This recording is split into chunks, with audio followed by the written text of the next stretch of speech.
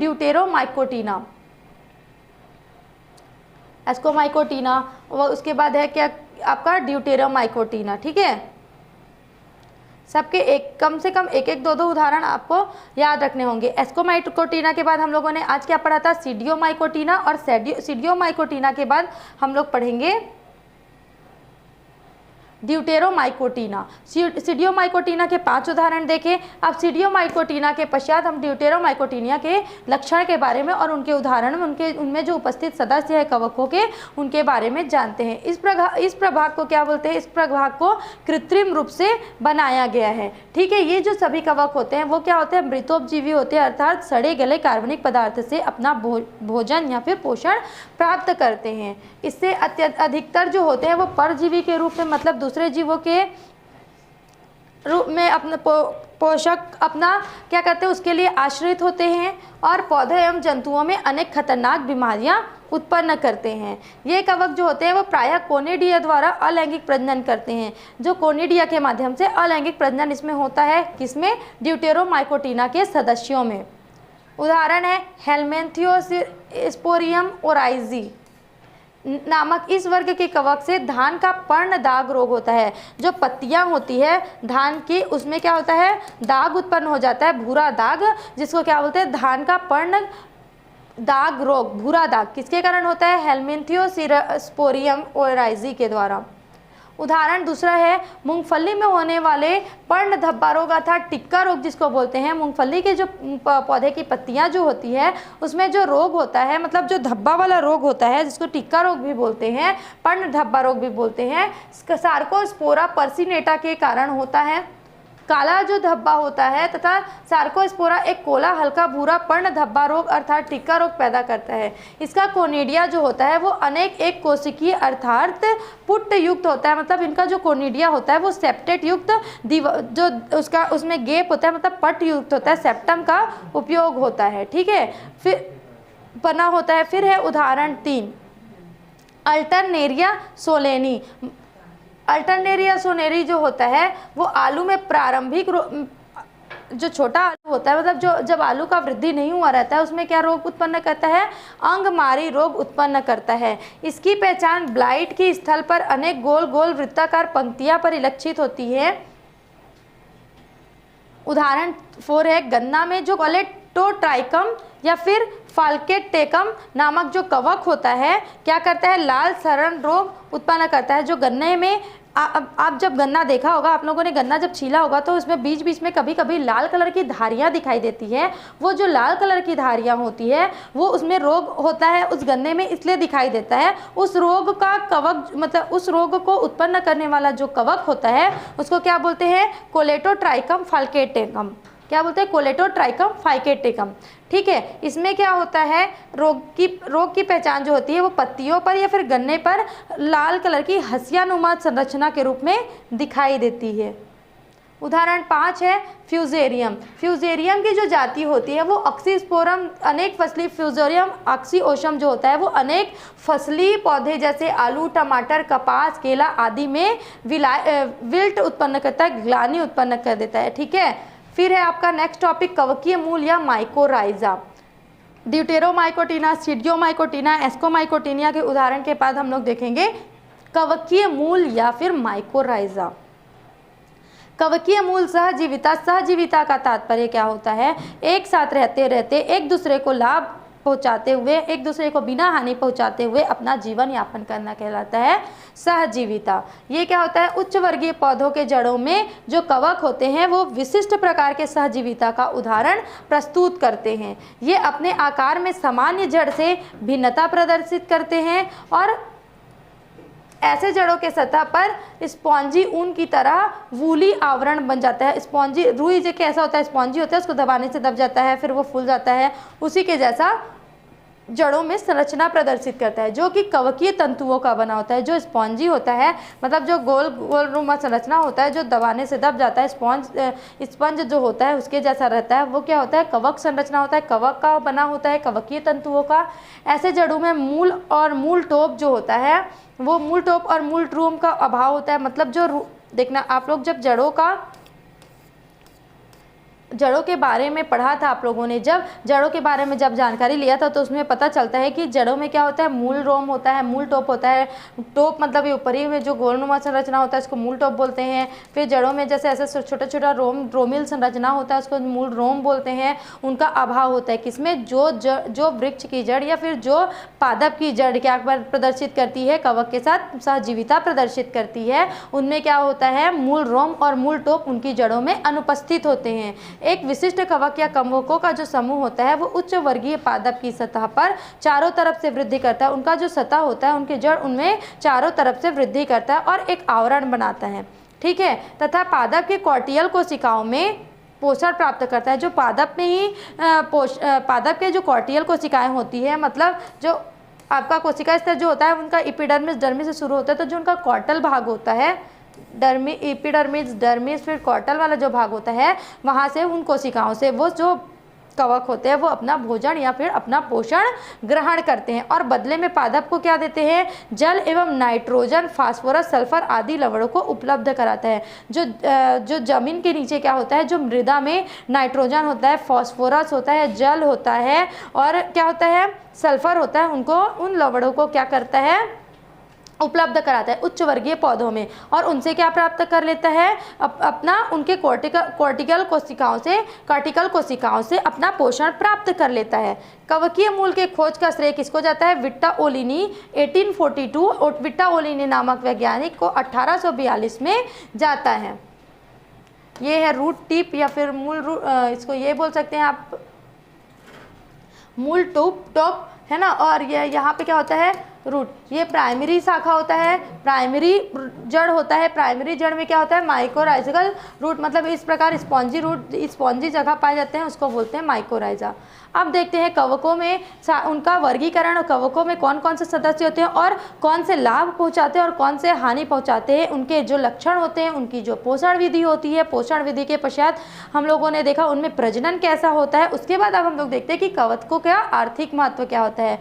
कवकों की अनेक जातियाँ होती है, वो किसी न किसी रूप में मानव समुदाय से आर्थिक महत्व रखती है। अर्थात ये क्या होता है, या तो लाभ भी, कई जो जातियाँ होती है वो मनुष्यों को लाभ देता है और कई जो जातियाँ होती है उससे मनुष्यों में हानि भी होता है, ठीक है।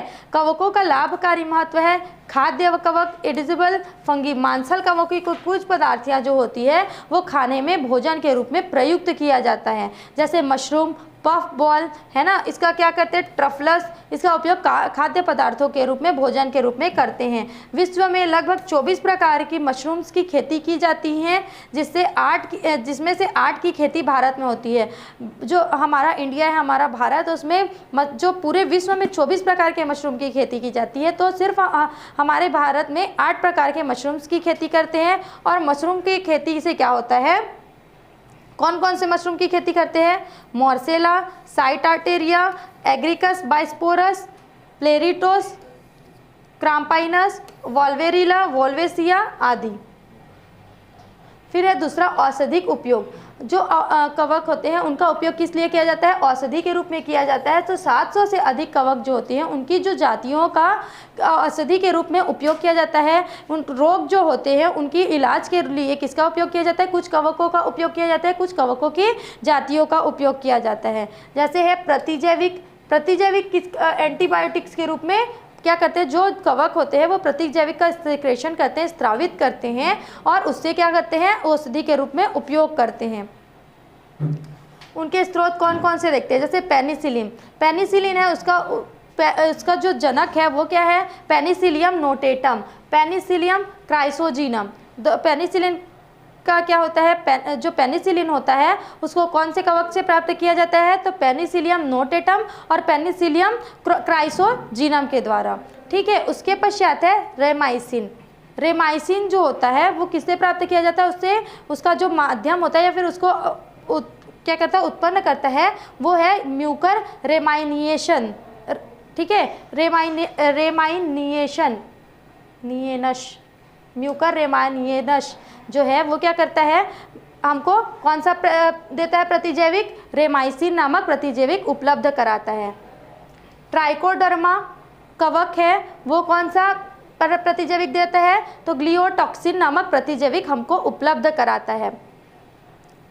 पेनिसिलियम प्यूबेरुलम जो है वो प्यूबेरिक अम्ल पेनिसिलिन को हमको उपलब्ध कराता है। इस प्रकार और अनेक जातियां हैं जो हमको प्रतिजैविक उपलब्ध कराती है, जो हम लोग औषधि के रूप में उपयोग करते हैं। औषधि उपयोग के बाद देखते हैं हम लोग मृदा उर्वरता बढ़ाने में भी जो कवकों का उपयोग होता है, कुछ कुछ जातियों का उपयोग होता है। कुछ मृदा कवक होते हैं जो भूमि की गुणवत्ता को बनाए रखने के लिए मदद करते हैं। अम्लीय मृदा में जीवाणुओं की जो गतिविधियां होती हैं अम्ल में, उसको क्या करते हैं, उनको न्यूनतम कर देते हैं। वहाँ मृदा की उपस्थिति में जो कवक होते हैं वो एंजाइम सीक्रेट करते हैं, एंजाइम का स्त्रावण करते हैं, जिससे उनमें वहाँ पे क्या होता है, वसीय पदार्थ आ जाता है, जैसे कई कार्बोहाइड्रेट और नाइट्रोजनी पदार्थ का कार्बन डाइऑक्साइड, जल, अमोनिया तथा हाइड्रोजन सल्फाइड जैसे सरलतम पदार्थों में जो वसीय पदार्थ होते हैं उनको किस चीज़ में परिवर्तित करते हैं, तो कार्बोहाइड्रेट, नाइट्रोजनी पदार्थ, कार्बन डाइऑक्साइड, जल तथा हाइड्रोजन सल्फाइड जैसे सरलतम पदार्थों में वसीय पदार्थों को कन्वर्ट कर देते हैं। फिर है बेकरी उद्योग में इन बेकिंग इंडस्ट्री ईस्ट, हम लोगों ने अभी ईस्ट पढ़ा था, उसका जो कवक होता है उसको क्या कहते हैं, कार्बोहाइड्रेट से अल्कोहल एवं CO2 किण्वन की प्रक्रिया में यूज़ किया जाता है। और क्या करते हैं, शुष्क बर्फ, ड्राई आइस के रूप में गीले आटे को स्पंजी बनाने में, जैसे कि ब्रेड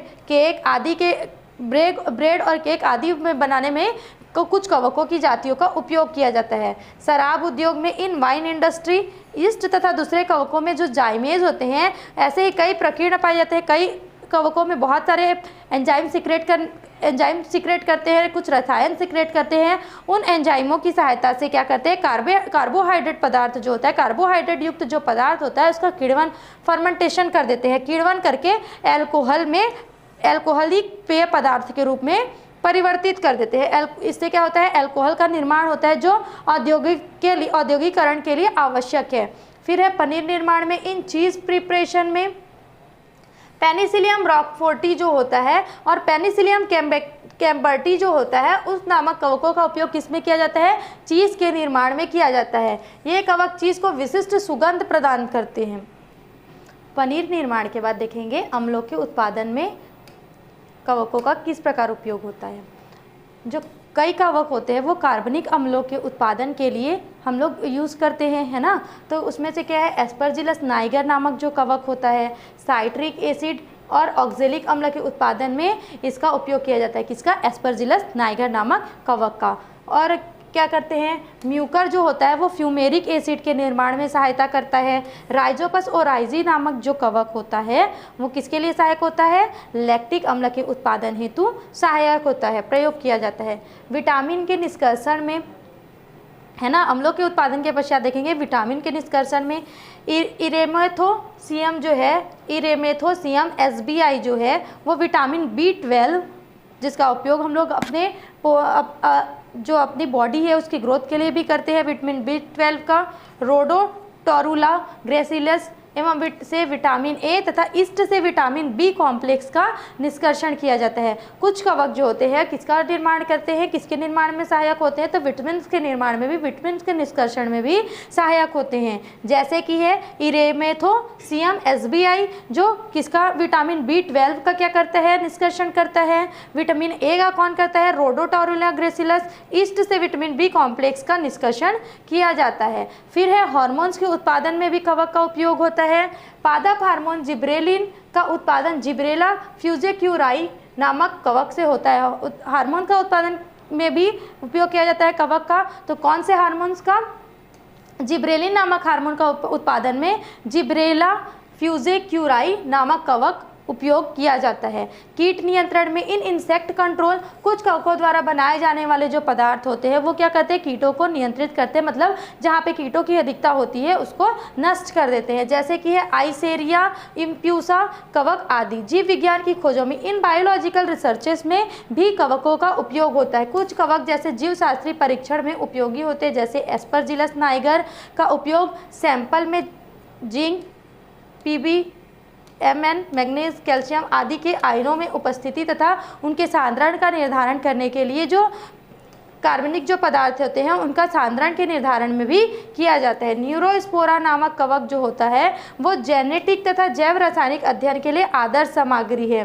न्यूरोस्पोरा। जेनेटिक, हम लोग जब जीन्स का परीक्षण करते हैं उसके लिए किसका उपयोग किया जाता है, कौन से कवक का, तो न्यूरोस्पोरा कवक का उपयोग किया जाता है। जैव रासायनिक या फिर जेनेटिक, जैव रासायनिक का अध्ययन मतलब जितने भी जीव से संबंधित रसायन हैं, मतलब जैव संबंधित जितने भी रसायन हैं उनका जब अध्ययन किया जाता है।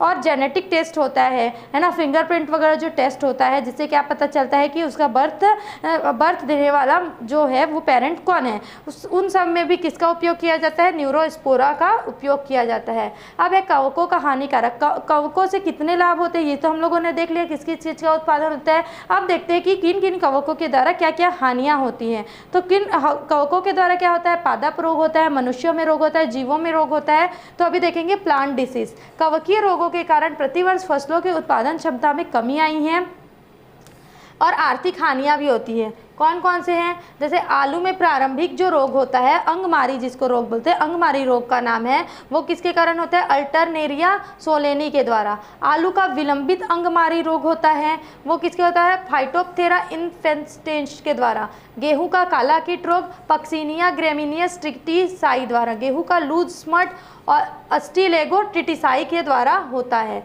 मनुष्यों में भी कुछ रोग कवकों के द्वारा उत्पन्न होता है ना, जिससे क्या होता है, बहुत सारे रोग होते हैं।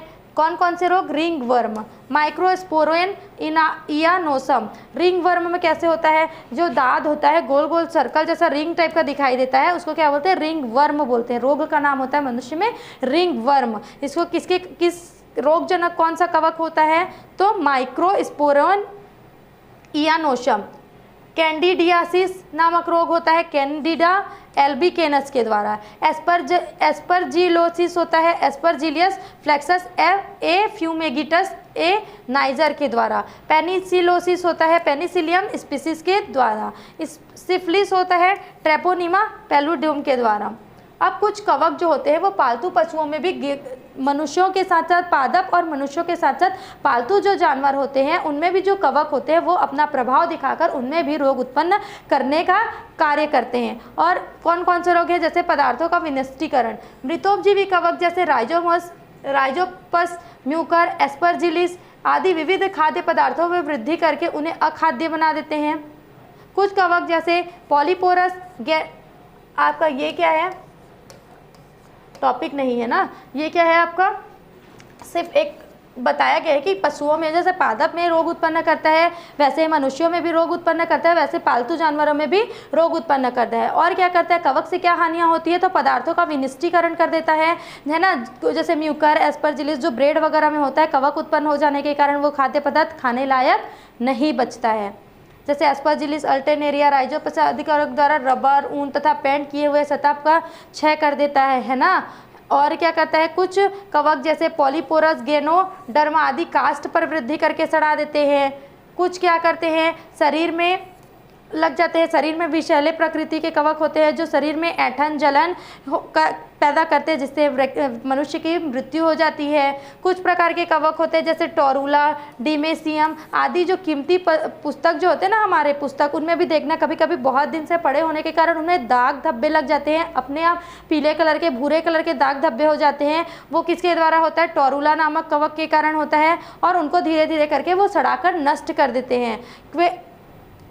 क्वेलेप्सिस परप्यूरिया का हानिकारक रसायन गैंग्रीन रोग पैदा करता है। इसी से LSD लिस्ट्रिजिक एसिड डाईएथिलेमाइड प्राप्त होता है जो कि मूर्छित करने की क्षमता रखता है।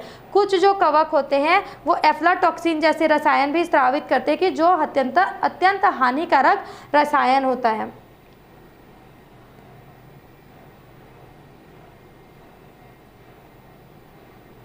इसके साथ साथ कवकों का जो वर्गीकरण है, हम लोगों ने इस चैप्टर में क्या क्या देखा, कवकों का वर्गीकरण देखा।